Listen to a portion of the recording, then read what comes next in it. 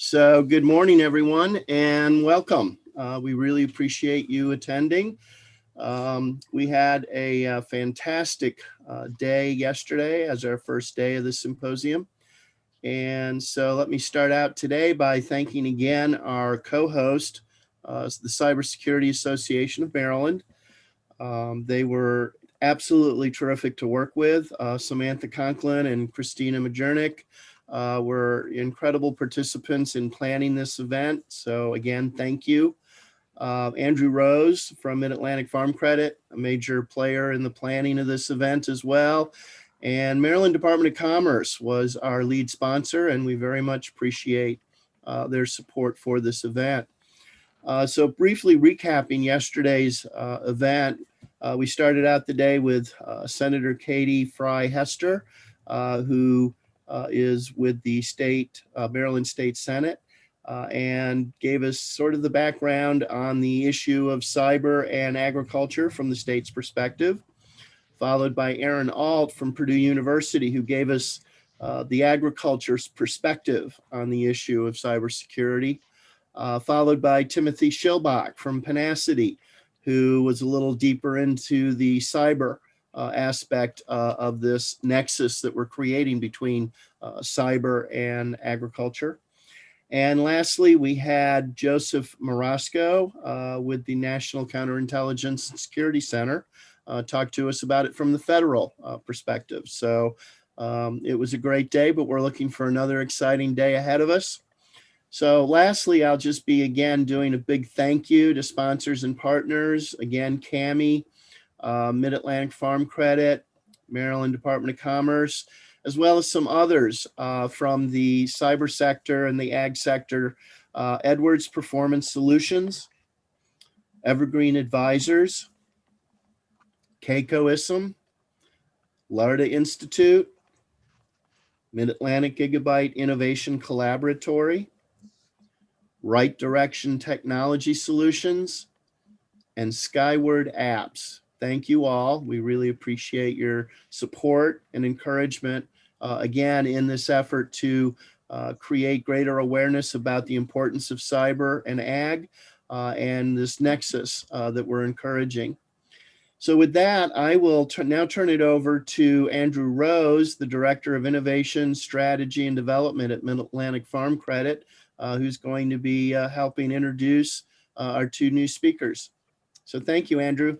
Great, thank you, Mike. And two other further follow-up bits here. There is a Q&A feature at the bottom of your screen there. If you hover towards the base of your screen, you'll see that. And as you have questions for our speaker, we'd love for you to offer those, and we will curate them appropriately.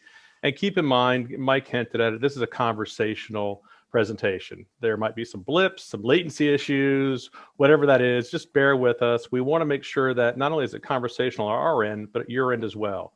So anything that you want to contribute through the chat or the questions, please do so. So thank you, Mike.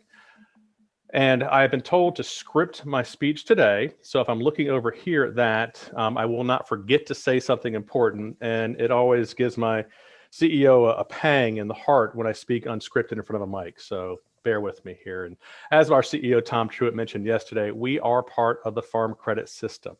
We provide financing to the agricultural community in all 50 states and Puerto Rico. We are a cooperative. We're member owned and member governed. And we're different from the Farm Bureau. The Farm Bureau is like the Chamber of Commerce for agriculture. We're like the bank for agriculture. So we're separate entities. In addition to my role as an agricultural futurist and innovator, I'm also one of the founding stakeholders of the Cybersecurity Association in Maryland, CAMI, who is a co-sponsor of this event. This symposium represents the intersection of two of my favorite sectors, cybersecurity and agriculture, and hence the hashtag for this event, CyberAg. So for those of you that are tweeting or sharing on social media, that's a great hashtag to utilize. In our business, you know, this is the scary part. We often say that any given minute, any given day, we're 3 weeks away from anarchy. Without food, all those rules break down. So this is a critical conversation for us to be engaging with today. And as Mike had mentioned yesterday, the symposium represents the beginning of this initiative. We encourage you, the audience and participants, to carry this conversation on, have your own events, and most importantly, please utilize the cybersecurity resources and assets that Maryland has to offer. We are here to help, hence the Department of Commerce being the main sponsor of this event. A few years ago, I was lucky enough to attend the Larta Institute event focused on agricultural innovation in St. Louis, the Danforth Center. And I was absolutely starstruck by the quality of speakers that were there, the panelists and the topics. The senior leadership of Pepsi, Nestle, Tyson Foods, and so many others were not only there, but easily accessible. And through it all, the master of ceremonies, Rohit Shukla, stood out on stage.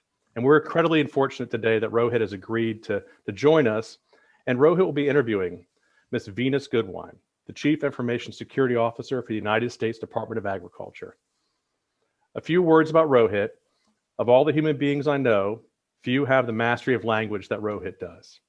So please listen with a discerning ear as he weaves a tapestry of words throughout his interview with Ms. Goodwine. Rohit, the floor is yours. Thank you so much, Andrew. And you always make me seem much more eloquent and better than I actually am. But I'm delighted to be here, and I'm delighted to be able to support this particular symposium as we explore this extraordinary issue that has been front and center for so many sectors in the US in the past 10, 15 years. In 2018, the Department of Homeland Security actually identified mobile devices and data privacy associated with them as a huge threat. We know, of course, that the entire infrastructure that surrounds agriculture, also known broadly speaking as the Agriculture Internet of Things, which includes decision support system, it includes farm management systems, it includes data being collected on trials being conducted in field. It also includes, by the way, all of the apps that either farmers, producers, distributors, consumers use in a kind of a seamless mesh. That's the intention. And of course, we know the potential breakdown in any one of those areas can cause pretty devastating results to the individuals or the companies associated with it. We also know that there is a whole movement, and you'll hear part of this from our guest today, Venus. You'll hear that there has been a concerted effort on the part of the federal government to establish a web of protection around our infrastructure and around our critical infrastructure areas, including agriculture. But we also have to acknowledge that cybersecurity is not just about intrusion and malware and data infiltration. It's also about espionage, theft, incursion into very sensitive data that is individually collected or collected by groups of people. And it has the unfortunate issue of also being quite capable of establishing its tentacles into other sectors of work beyond, let's say, for example, a particular targeted area. FireEye, more recently, a couple of days ago, had to announce an extraordinary, breathtaking hack of their security tools that they use to be able to counter the kind of data intrusion and cyber attacks that have become more prevalent ever since we all were alerted to this in 2014 with the Sony theft and hack. The issues around cyber involve, obviously, in more developed countries and in countries with broad compacts between the public and their governments. Security and privacy go together. We also know, for example, from our own experience, that ag has lagged behind, as in fact the rest of the economy associated with IT in particular have become more savvy, more connected, etc. It doesn't mean, however, as Venus Goodwine, our guest, will tell you, that we are lagging in terms of our ability to be able to actually put in place infrastructure. What we're lagging in is our ability to think through these things individually at company levels. Unfortunately, in the US, we tend to be siloed. Developments tend to be very siloed. And as a consequence, sharing becomes a lot more difficult and a lot more important to be able to put in place, even though they are difficult. So with that, let me just introduce our guest, Venus Goodwine, the Chief Information Security Officer, or CISO, of the US Department of Agriculture, which has done an enormous amount of work over the course of the past several years under Ms. Goodwine's leadership to establish the conditions for protecting ourselves against the worst kinds of threats, and also putting in place the infrastructure to prevent those threats from coming to fruition in the first place. And I'm just going to ask a couple of questions, Venus, and feel free to expand on them, to provide your own thoughts on issues that you want to be able to communicate to our audience. And then we'll get into some other Q&A that may come from the audience, and a couple of questions I may throw at you. But the first question, the most obvious one, is what role is USDA playing in enabling, let's say, for example, farmers and ranchers who are getting engaged in the entire data infrastructure issue, whether it's precision ag in their field or using data from other sources in order to be able to continue their work, to better express, protect, and control the confidentiality of their private information, because obviously many of them are involved actively with USDA. Yes. So good morning. Thank you. I'm very excited to be here and to have this discussion, and really to share with you the work that I am leading at Department of Agriculture, along with my mission partners, as we really secure the data around agriculture. And so I want to set the stage a little bit in order to have this conversation. And so when you think about cyber attacks in the agriculture community, we're talking about attacks to systems, applications, data, or even the users of that data. And so the approach needs to be, how do I protect that? And so as a CISO, my paramount responsibility is to protect the data. And so I want to lead off with a couple of things that I want to say to the community. If you're a farmer, you're a rancher, foresters, producers, everyone in the life cycle, I want you to take away at least 3 things from this conversation. One is, be knowledgeable about the role technology is playing in agriculture. Events like this is a great start. All types of events that are bringing to the forefront the issues related to agriculture and cybersecurity. Be engaged. And then the other thing is, don't be afraid to get help, right? I'm not a plumber. And so if I have a plumbing issue, I call the expert. So if you're not an expert in cyber or technology, don't be afraid to go get the help from the expert. And I think I just want to make sure that we take away that at the forefront. The other thing I want to talk about, when we talk about today, the threats, still the #1 threat and vector for attackers is phishing. Right? And phishing emails that will allow a malicious actor to infiltrate or exploit a vulnerability. And they do that because when you click on a link, when they send you the nice link that says, congratulations, you just won $1,000, you click on that link to claim your prize, they've just downloaded keylogger software onto your machine. Right? And you won't know that. And so the reason you want to be aware about those type of attacks so that you can build defenses against them. The other things I mentioned is exploiting vulnerabilities, making sure that the systems are patched. And so I will talk today about how I do that with Department of Agriculture, using our risk management framework, using our cybersecurity framework, and really our governance body that allows us collectively to look at risk as a whole. So I'll start there and let Rohit, if you want to start with questions, or I can continue and talk about some of the great initiatives we have at Department of Agriculture in securing the data. Well, that's exactly what my question was going to go towards, is the programs and systems you have in place and how people might to intersect with them as well.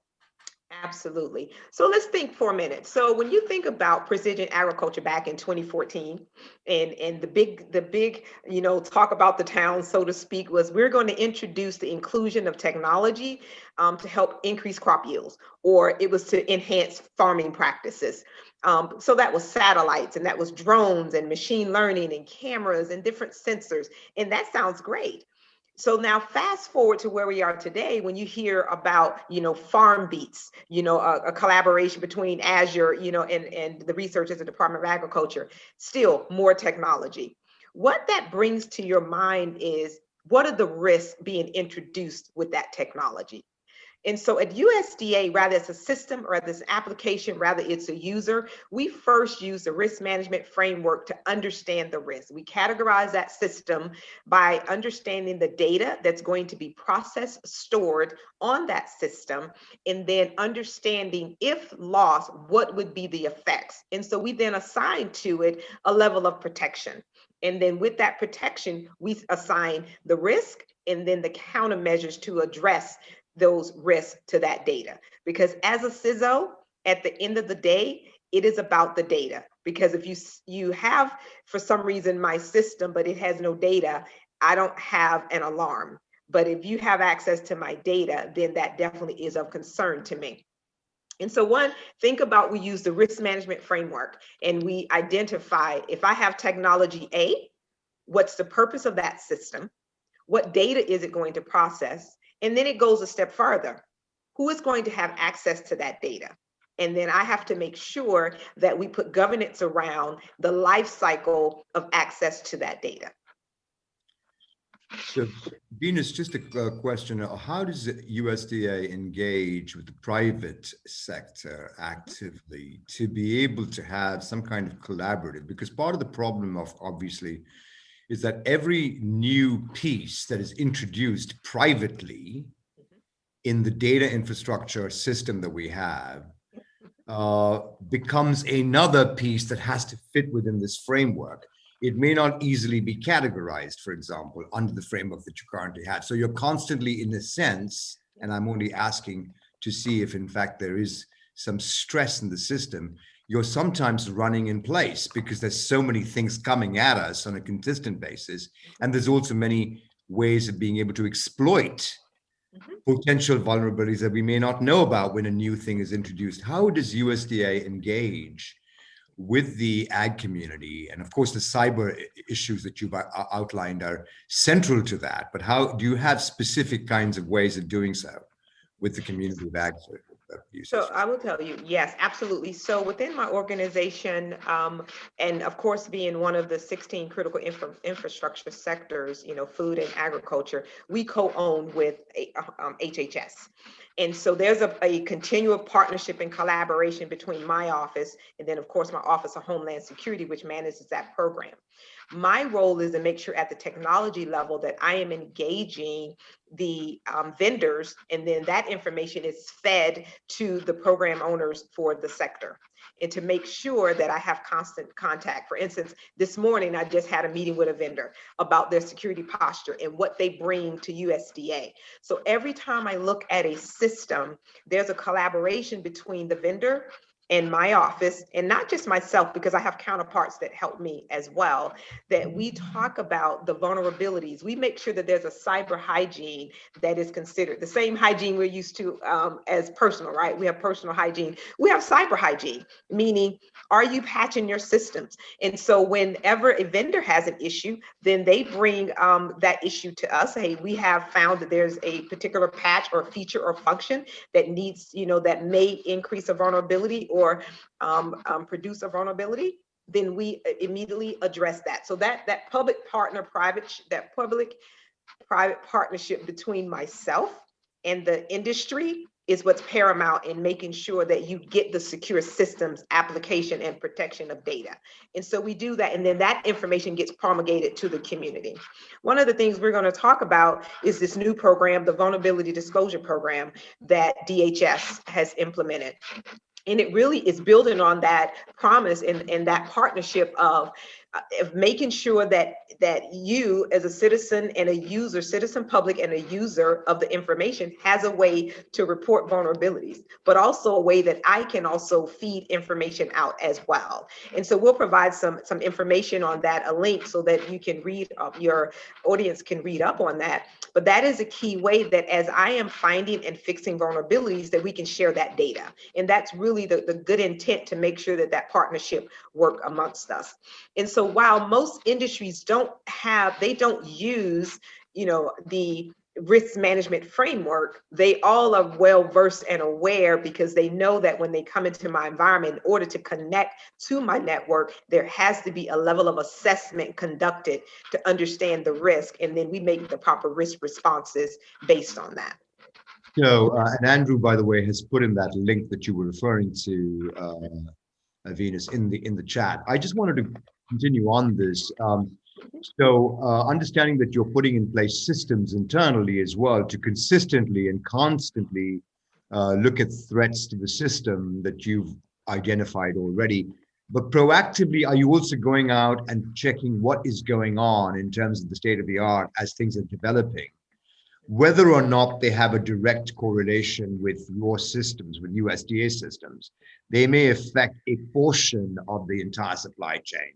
Are you proactively gathering intelligence, so to speak? And I guess I'm heading towards the question of the regulatory issue, the regulations that are in effect right now for new innovations that come in to combat those vulnerabilities that you're talking about. Is there an opportunity for companies to engage with you on that? And do you go out and do a kind of scan of the landscape, so to speak? I always have my ear to the ground on what's new with technology.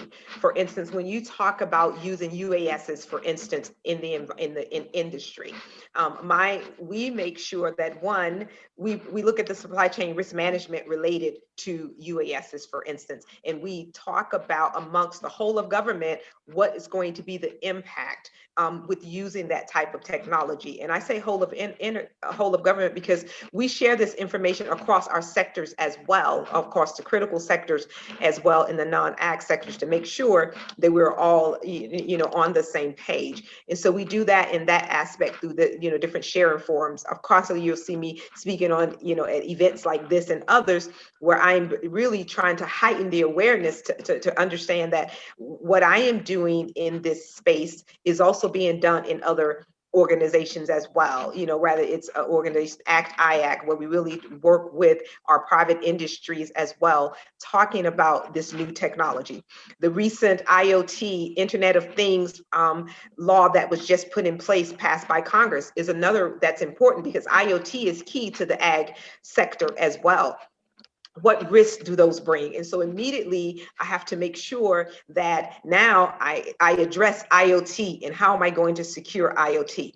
And I'd like to take a moment here to really talk about how I secure and what that means to everyone. First of all, at the Department of Agriculture, you know how large and diverse we are. And we provide services, right? Whether it's you receiving the WASI report, you want to know that that report, the integrity of that data, that actually you can make decisions based on that data. So that's part of my cybersecurity responsibility. Rather, it's a grant system where we're providing grants as well. We want to make sure that those systems are secure and that the data, the integrity of that data, is important. And rather, it's research as well. We want to make sure as we're doing research that it's not exploited or like you talked about earlier, espionage. But the other thing, we look for too is insider threats, because we cannot forget the fact that there may be insider threats within organization. So when you look at all of those different avenues, I would like you to think for a moment that with as large as that is and as diverse as that is, everything cannot get the same level of protection.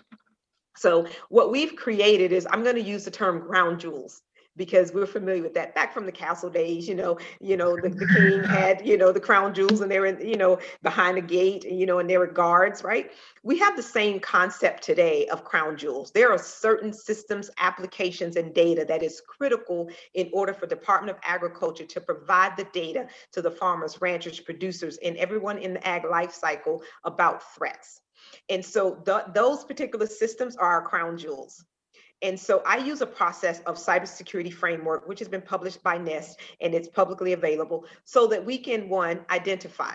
What does that mean? Identifying one was, is this a crown jewel and what is the protection required? Then there is a protection piece. I put the protection around the crown jewels. And then next, I have a detection process, which says I can detect if there's an anomaly happens with that crown jewel. And then I have a response and a recovery action. So using that framework within the department allows me then to apply that consistently across the organization. And then that is also shared with the outside. And so all of this information is publicly available for that reason.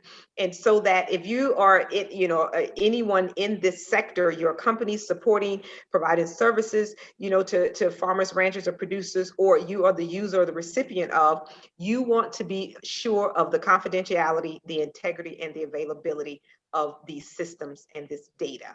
And so that is, at the end of the day, what I am producing and making sure that I am able to share and then educate the citizen public about the threats, how we're responding to the threats. So again, starting with that cyber hygiene, understanding the crown jewels, and then for sure, making sure I have consistent processes to understand and respond and recover to any anomalies that may be detected. In putting those processes together, Venus, you're obviously meeting with vendors all the time and assessing what they have and how it might impact the system positively or in fact negatively. Yes. How do security companies introduce themselves and engage with you and your directorate at USDA?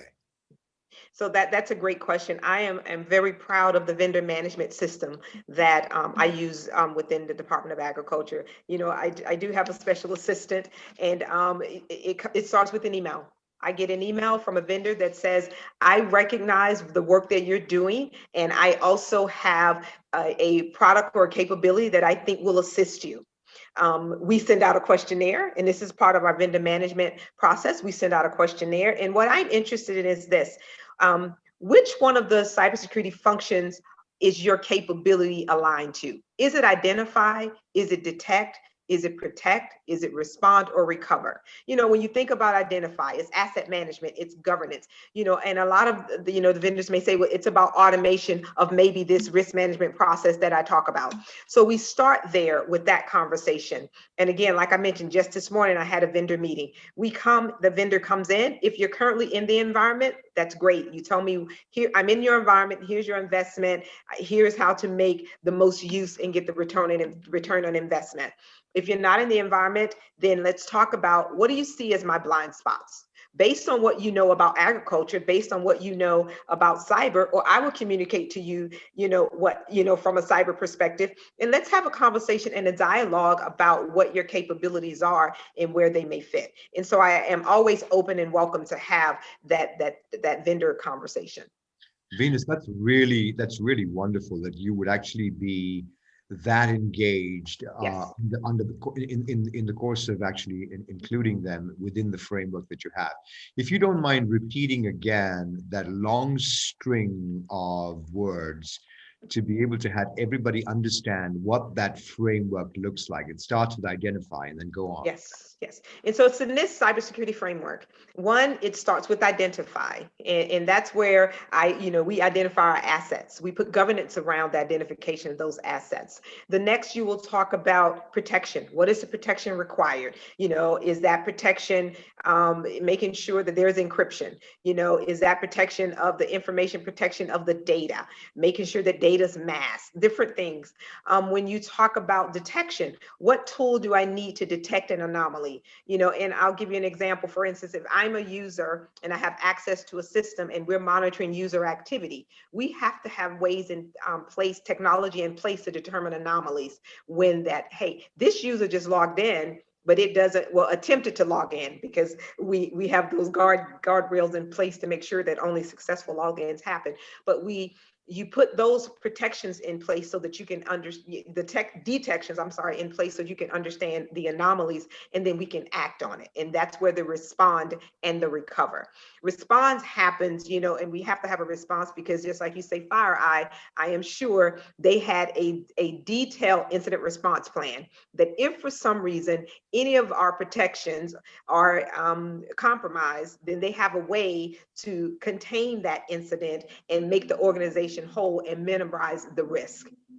So and at least recovery is just that. How do you bring the system back online? But I want to introduce a concept here about resiliency, right? Because a compromise doesn't mean you cannot continue to provide service. And so we also build resiliency in our systems that if for some reason there is a success, can we still provide the service that we're required to provide either, statutorily or regulatorily to our systems and to our users? So Venus, in specific terms, beyond the broader framework that NIST has already established and that exists right now through the DHS portal, if you will, what are some of the other specific things you've seen in agriculture that might kind of inoculate us from threats that are emerging as you see them right now? Are there any specific ones that you're seeing in agriculture that are specific to agriculture? No, I won't say specific because, to be honest, the technology that we're using in agriculture is agnostic. The technology can be used in other industries. So we look at it from a technology standpoint as the technology itself. So if I take a UAS, I use UAS in agriculture, but I also use it in Department of Defense. So when I'm talking about protecting that technology, it's the same. Right. But the key is, and the foundation is the data. So if I'm using UASs, and drones in the agriculture sense for maybe soil sensing, which is what the Farm Beats is talking about, and I put cameras and I put, and I put sensors in place. The key is what happens to that data that's being collected by that sensor, and is it being stored in a place that is in fact secure? Thinking also the physical storage, but also the technological storage as well. How do we make sure that that data, if it's in the cloud, that I have extended my security responsibility to the cloud as a shared responsibility with that cloud provider? If it's stored, on premises, do I make sure that the data center that's holding that data has all the requirements? And all of that is really, it starts from that beginning of our conversation. I have to know what I need to protect at what level, put the countermeasures in place to do that, and be able to detect anomalies. So Venus, one of the issues that consistently comes up, and this is part of the national conversation that we're having, and basically it's an international, global conversation, and that's about ownership and data ownership. Mm-hmm. And I know with ownership goes obligations, but frankly, the ability for producers that have proprietary data to share anything is a little bit difficult. I understand that. Mm-hmm. Inherently so. Are there things that you require in terms of regulatory framework that you've established already that compel that issue of ownership to come out a little bit more and be part of a sort of broader sharing system? Because I know there are companies in ag, for example, whose entire basis for existence is data, right? And they're loath to share that and share their approaches and potentially even their vulnerabilities with competitors, right? Or what they might consider competitors. And in many cases, they may even see the government as not being a neutral arbiter. So what would you say to folks like that? I'm just curious. I'm not being rhetorical here. I'm just being, very trying to sort of understand this in the perspective of a data owner. Yeah, so no, that's a good question. Here's how I answer that. So there are already a framework of law, policies, and regulations around data protection. While we don't have GDPR, we have a strong privacy requirement within, the federal government. And so I want everyone to understand two things from that point of view is about data. One, data has a life cycle, right? And the life cycle begins with who has the requirement for the data. And there is where we start that agreement on who owns the data. Is it a shared responsibility, and where's the demarcation between roles and responsibilities? So if you are providing data as a service, that's one thing. The other thing about that life cycle is once we understand the requirement for the data and the data is developed, then we have to understand from the life cycle of creation of that data to the disposition of that data, where's the governance around that data? And so the one thing that's important is we have a chief data officer within the Department of Agriculture, and as do every other federal agency. And it's the Data Act really that catapult this requirement. Because there's one thing about understanding all the data that we collect at Department of Agriculture, but the intent of that data. The intent is that there are decisions that can be made around that data. When you hear me say the CIA of that data, the confidentiality, the integrity, and availability of that data, that is important, meaning who has access to that data and do they have a need to know? And based on the sensitivity of that data, do they have meet the requisite requirements? The integrity of that data is, as that data is processed and stored, that it is not changed, that it can in fact be trusted. And the availability of that data is when you need it, it's there for a decision that you need to make. The right data at the right time to inform the right decision.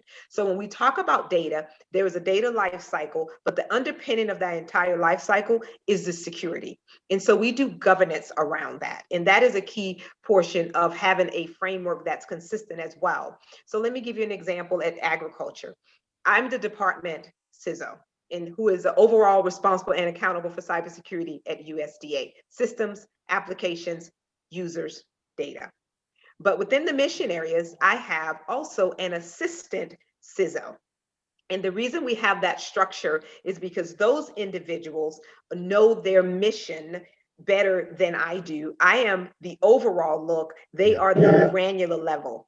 And so within that governance body, as I'm pushing policy and requirements to the different mission areas, now remember my mission areas are my rural development that has, you know, a large financial portfolio because of the home loans and how they support rural America.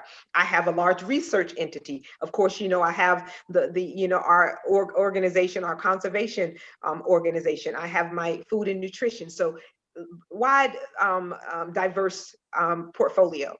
And so, but each of them understand the intricacies about their data and about their systems. So we get together and talk about the risks, the threats, the risk, and what is going to be our response based on their individual mission knowledge. And so that body allows us to look at the whole of department approach to risk and make sure that there is consistency. So I say all that to say that governance is important when you talk about data security as well.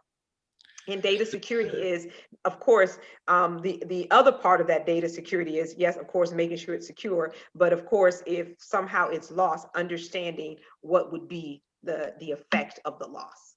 So Venus, do you folks do any kind of not investigation, but in advance of data centers being set up, for example, establishing the security protocols that they would have necessarily, because they're working with data. Frankly, the government itself is very, very key to, and key in terms of distributing as well. So do you actually have a framework to be able to assess a data center security while it's being set up in the agricultural field, for example? Is there any kind of process like that, or do you leave it entirely to the users to then be able to fit within the framework? Do you actually go out and check these out before they're put in place? If it's going to be USDA data, then yes, we're involved in that process. We make sure that cybersecurity definitely is baked in the beginning of the process and not bolted on. But our data that we use to distribute to all of our citizen public and users, we house on our private cloud, which is FedRAMP certified. And so that's another framework that the industry is used to, is understanding the FedRAMP process.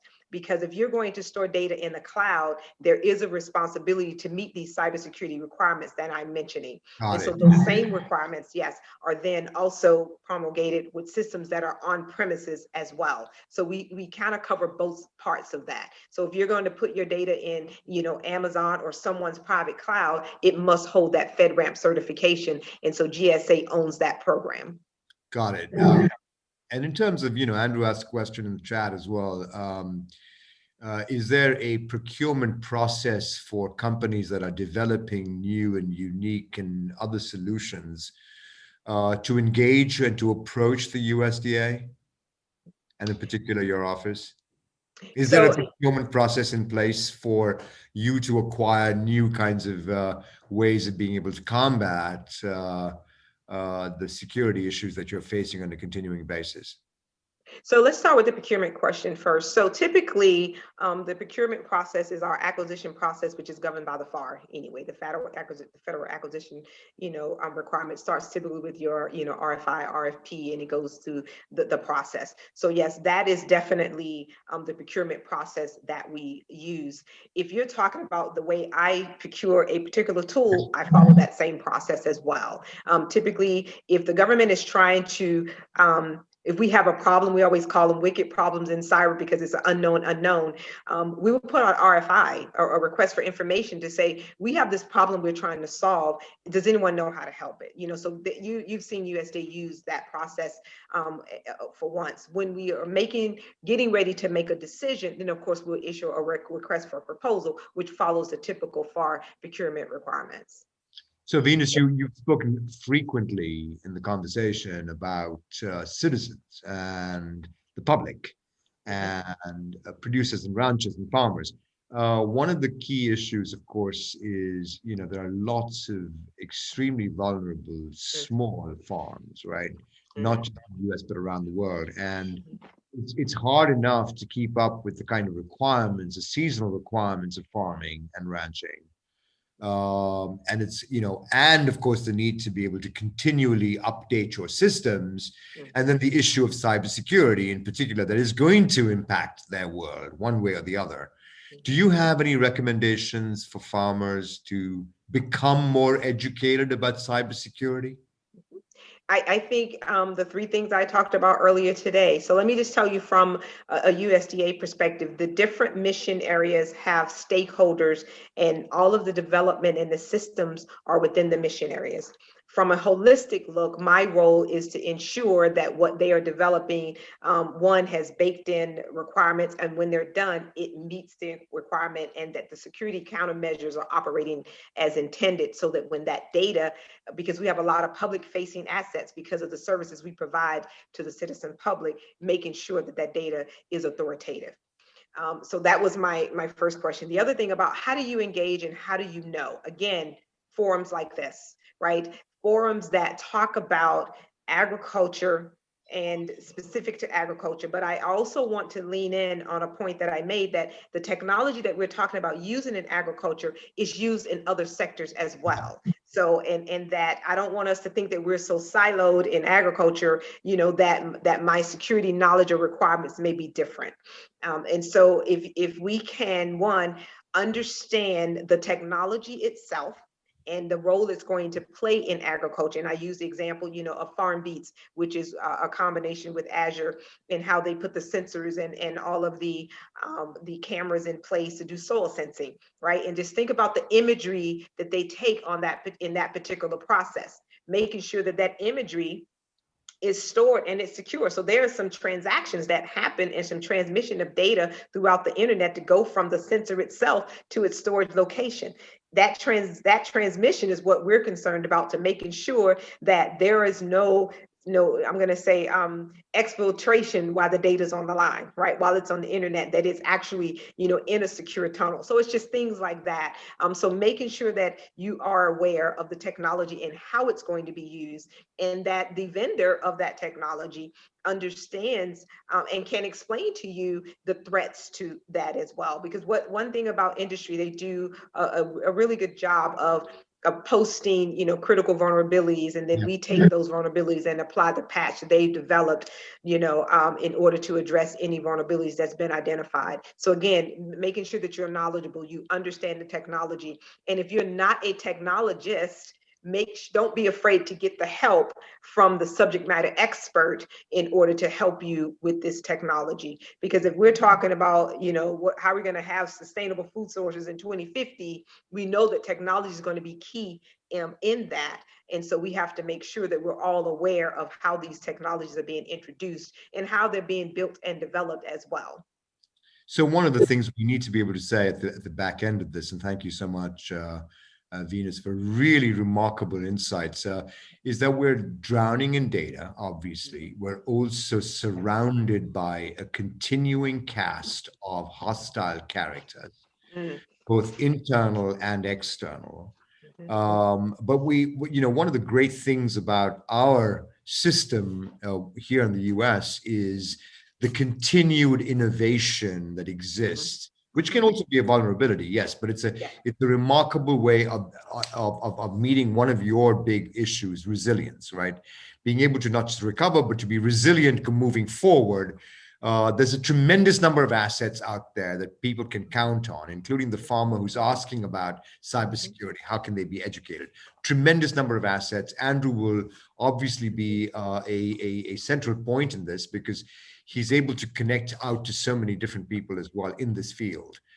So with that, I want to thank you, Venus, for your time and for the pleasure of the pleasure that I've had in being able to talk to you about these issues.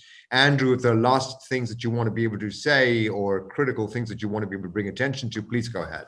Absolutely. And thank you, Rohit, and thank you, Venus. This was fantastic. And as you may have noticed in the chat box there, I was trying to keep up with the things you mentioned, provide links to those. We have other resources as well. And as I said at the beginning, this is the beginning of the conversation. There's going to be more events like this. There's going to be more dialogue that happens. We at Mid-Atlantic Farm Credit do not have ego of ownership over this topic. We want this to be spread far and wide. We want there to be awareness around the intrusion and cyber threats to the agricultural community.